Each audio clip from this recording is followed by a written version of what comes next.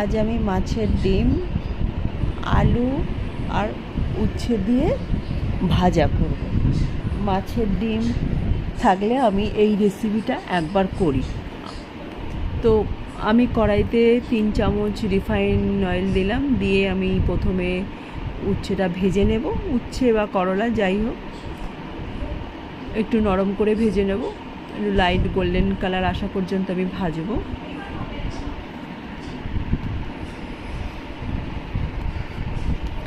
তো মোটামুটি নরম করে ভেজে নিয়েছি।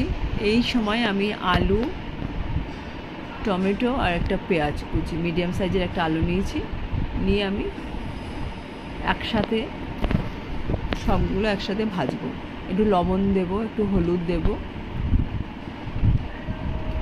দিয়ে আমি সিমে রেখে এটা ভাজতে থাকবো।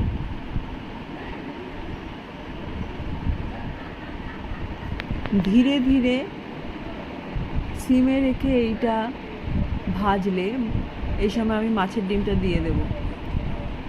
খুব ভালো লাগে, গরম ভাতের সঙ্গে এই ভাজাটা ভীষণ ভালো লাগে খেতে।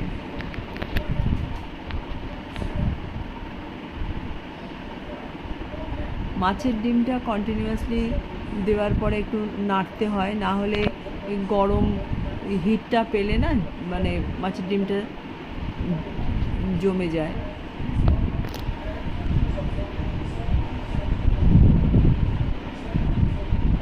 আমার যেমন একটু এটা একটু জমে গেছে, তলায় লেগে গেছে, তো আমি এখন খুন্তি দিয়ে আমি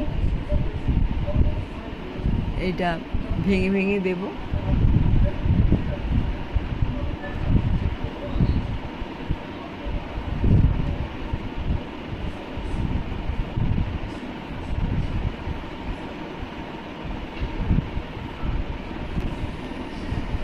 আমি এটা কম তেলেই করব, আপনারা চাইলে আর একটু তেল দিয়ে এটা বানাতে পারেন।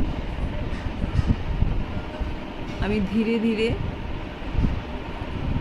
ঢাকনা দিয়ে ঢেকে ঢেকে আমি এইটা ভেজে নেব।